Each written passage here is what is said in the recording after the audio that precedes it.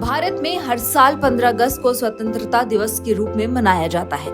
इस दिन पूरे देश में खुशी और उल्लास का माहौल रहता है। लेकिन क्या आप जानते हैं कि भारत को इस दिन की बहुत पहले ही आजादी मिलने वाली थी। ऐसे में चलिए जानते हैं कि आखिर इतनी देरी क्यों हो गई।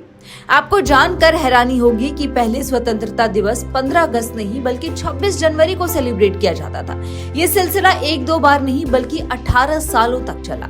इसके पीछे एक ऐसी कहानी है जो बताती है कि भारत को आजादी पहले ही मिल जानी थी। दरअसल साल 1929 में लाहौर में महात्मा गांधी, जवाहरलाल नेहरू सहित अन्य नेताओं ने मिलकर कांग्रेस अधिवेशन के दौरान एक महत्वपूर्ण निर्णय लिया था। अधिवेशन की अध्यक्षता कर रहे पंडित नेहरू ने सबके सामने एक प्रस्ताव रखा, जिसमें कहा गया कि यदि अंग्रेजी शासकों ने 26 जनवरी 1930 तक भारत को उसका हक नहीं दिया तो भारत खुद को स्वतंत्र घोषित कर लेगा। यहीं से कांग्रेस ने 26 जनवरी को पूर्ण स्वराज दिवस यानी स्वतंत्रता दिवस के रूप में घोषित कर दिया था। लेकिन अंग्रेज टस से मस नहीं हुए। ऐसे में पूरी तरह स्वतंत्रता के लिए भारत में आंदोलन और भी तेज हो गए। एक कॉन्फ्रेंस में तय हुआ कि 26 जनवरी को पूरे देश में स्वतंत्रता दिवस मनाया जाएगा। महात्मा गांधी ने एक बात को पूरे देश में फैलाने के निर्देश दिए। फिर क्या था, 26 जनवरी 1930 को पूरे देश में राष्ट्रीय ध्वज फहराकर पहली बार स्वतंत्रता दिवस शांति और अच्छे के साथ मनाया गया। भारतवासियों की इस एकजुटता ने अंग्रेजों की चिंता बढ़ा दी।